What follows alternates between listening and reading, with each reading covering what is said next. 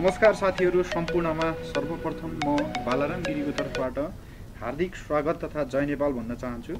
आज तपाईहरुको माझमा मैले शहीदहरुको बारेमा जनरल नलेज चाहिँ शेयर गर्ने प्रयास गरेको छु। कस्तो लाग्छ त्यस्तै सल्लाह सुझाव र प्रतिक्रियाको अपेक्षा राख्दछु। Without delay or time let's start. सर्वप्रथम त हजुरहरुलाई मेरो यस युट्युब च्यानलमा हार्दिक स्वागत तथा एउटा अपिल के छ भने मलाई यदि यो च्यानलमा नयाँ हुनुहुन्छ भने कृपया सब्स्क्राइब, लाइक र कमेन्ट कस्तो लाग्छ त्यस्तै प्रतिक्रिया जनाएर सपोर्ट गरिदिनु होला भन्न चाहन्छु। अब विषयवस्तुतर्फ प्रवेश गरौँ। शहीदहरुको बारेमा कुरा गर्दा नेपालको पहिलो शहीद लखन थापालाई मानिन्छ। लखन थापा जसको जन्म हजुरहरुले टिप्न सक्नुहुन्छ, म बिस्तारै मजाले भनिराखेको छु, हजुरहरुले टिप्नु होला। उहाँको जन्म चाहिँ विक्रम सम्वत 1891 गोरखाको बुङकोट भन्ने ठाउँमा भएको थियो र उहाँको शहादत चाहिँ विक्रम सम्वत 1933 मा चाहिँ फागुन 2 गते मृत्युदण्ड दिएको थियो। उहाँलाई चाहिँ नेपाल सरकारले 2056 सालदेखि नेपालको पहिलो शहीद माने तापनि आधिकारिक रूपमा चाहिँ विक्रम सम्वत 2072 असोज 3 गते जुन नेपालको संविधान घोषणा सँगै उहाँलाई चाहिँ नेपालको पहिलो शहीद मानिएको छ। र नेपालको जिउँदो शहीद भनेर टंक प्रसाद आचार्यलाई चिनिन्छ। जङ्गबहादुर मेरो लाससँगै सती जानेछन् भन्ने यो भनाइ चाहिँ लखन थापाको हो।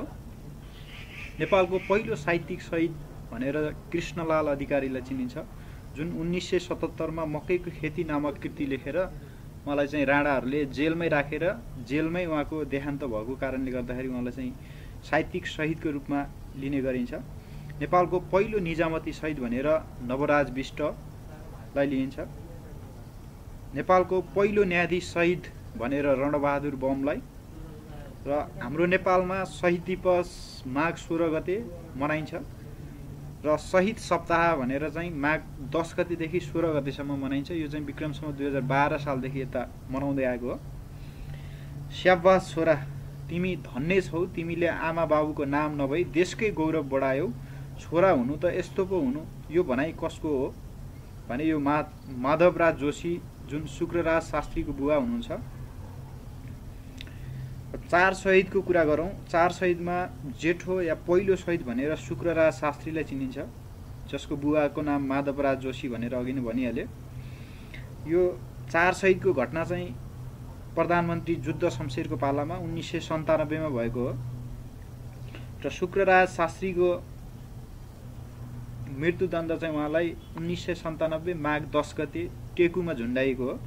र जय नेपाल भन्ने शब्द प्रयोग गर्ने पहिलो व्यक्ति नेपालमा चाहिँ जय नेपाल भन्ने व्यक्ति चाहिँ जय नेपाल भनेर प्रयोग गर्ने पहिलो व्यक्ति चाहिँ शुक्रराज शास्त्री हुनुहुन्छ। उहाँको जन्म चाहिँ 1950 मा भारतको बनारसमा भएको थियो। र माइला शहीद भनेर चाहिँ दशरथ चन्द, माइला उपनामले चिनिन्छ, दशरथ चन्दलाई चिनिन्छ। उहाँको जन्म चाहिँ बैतडीको बस्कोट भन्ने ठाउँमा 1960 मा जन्म भएको थियो। 1960 मा मृत्युदण्ड उहाँलाई 1997 माघ 14 गते दिएको थियो। उहाँको वास्तविक नाम चाहिँ शेरबहादुर चन्द हो। उहाँलाई चाहिँ वास्तविक नाम चाहिँ शेरबहादुर चन्द हो। र थर्डमा तेस्रो शहीद चाहिँ हुनुहुन्छ धर्मभक्त माथेमा। उहाँको जन्म चाहिँ 1965 मा काठमाडौँमै भएको थियो। उहाँ चाहिँ शारीरिक सुगठन बंगाल च्याम्पियनशिप पनि हुनुभएको थियो उहाँ चाहिँ। अनि उहाँ धर्मभक्त माथेमा चाहिँ शारीरिक सुगठनमा राम्रो भएको कारणले राजा त्रिभुवनले चाहिँ व्यायाम प्रशिक्षकमा का रूपमा पनि राख्नु भएको थियो। र उहाँलाई मृत्युदण्ड कुरा गर्दा 1997 माघ 12 गते दिएको थियो। र कान्छा शहीद भनेर चिनिने गङ्गालाल श्रेष्ठ रामेछापमा जन्मिनु भएको थियो। उहाँको 1975 विक्रम सम्वत 1975 मा उहाँको जन्म भएको थियो। र मृत्युदण्डको कुरा गर्दा 1997 माघ 14 गते चाहिँ भएको थियो। र अन्य विषयवस्तुहरूमा जाँदा 10 वर्षे द्वन्द्वकालमा मारिएका सम्पूर्ण राष्ट्र सेवक कर्मचारीहरूलाई शहीद घोषणा कहिले गरियो भन्ने प्रश्नमा विक्रम सम्वत 2074 माघ 22 गते सम्पूर्ण राष्ट्र सेवक कर्मचारीहरूको चाहिँ जतिजनाले चाहिँ वीरगति प्राप्त गर्नुभएको थियो उहाँहरूलाई चाहिँ एकमुष्ट रूपमा शहीद घोषणा चाहिँ 2074 माघ 22 गते गरिएको थियो। जनआन्दोलन 2 को पहिलो शहीद भनेर उमेश चन्द्र थापा, जनआन्दोलन 2 भन्नाले 62-63 को पहिलो शहीद भनेर चाहिँ उमेश चन्द्र थापालाई लिइन्छ। अनि जनआन्दोलनका जिउँदो शहीदहरू भन्नाले चाहिँ मुकेश कास्थ र विष्णुलाल महर्जनलाई लिइन्छ। जनआन्दोलन 2 मा शहीद हुने एकमात्र विदेशी नागरिकको कुरा गर्दा मोहम्मद जागिर भारतका हुनुहुन्छ। अब शहीद स्मारक गेटको कुरा गर्दा राजा महेन्द्रले चाहिँ बनाउन लाउनुभयो। 40 फिट अग्लो छ।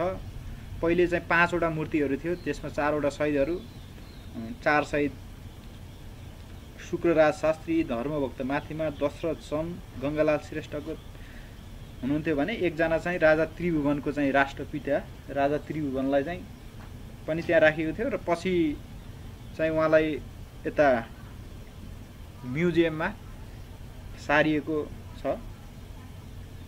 अनि यो गेट चाहिँ डिजाइन चाहिँ कसले गरेको थियो भने इन्जिनियर शङ्करनाथ रिमालले चाहिँ गर्नुभएको थियो।